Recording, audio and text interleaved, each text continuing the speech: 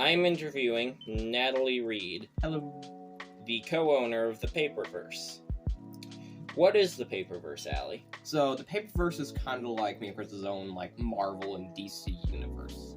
Basically, it's like multiple megaverses, which are multiple multiverses in like a cluster.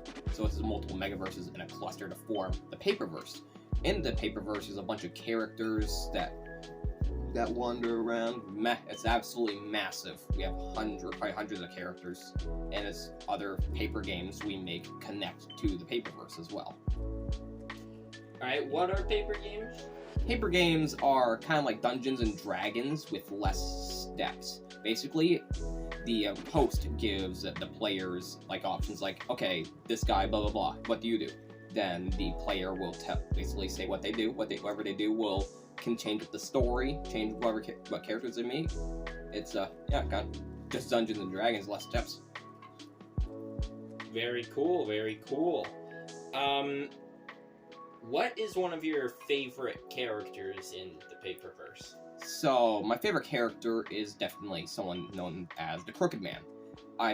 He's one of my he is my favorite, sorry. He's one of my first characters, is what I meant to say.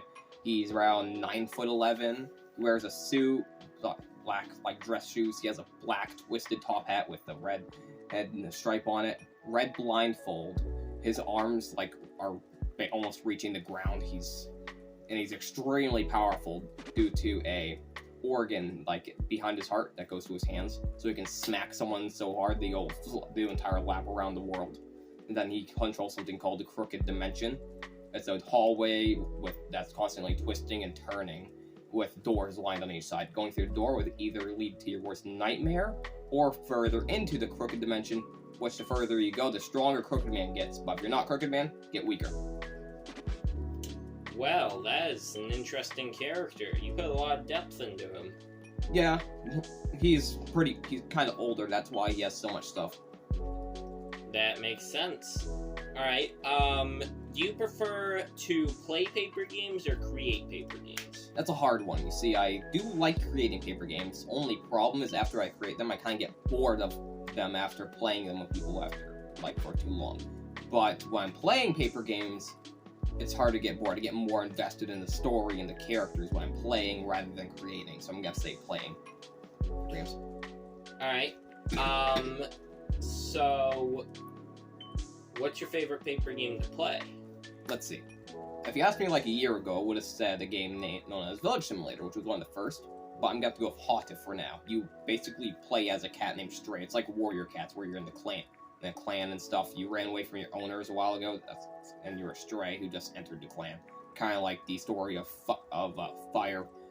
Firestar from Warriors, except this is powers and stuff. There's really cool villains, like one named Happy's brother, really buff. He has a human body, cat head. He's extremely strong, scary as heck.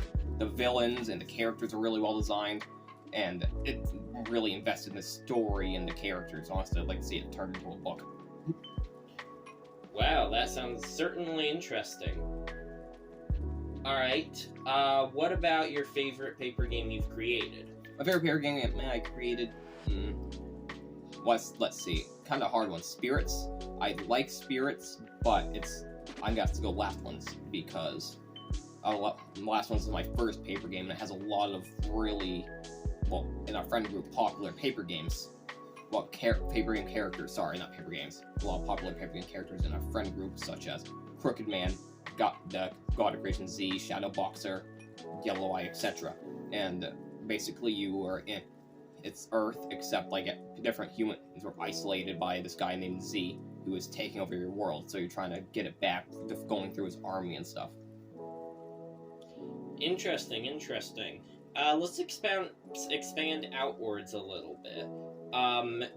In the Paperverse, there are different dimensions, like White Void and Red Void. What are those exactly? So, I don't only have White Void and Red Void. Being known as HB2B made the White Void. Basically, there's no limits to the White Void. Characters can get as powerful as they want. But HB2B made that too, so he can get people for his team known as the Nexus.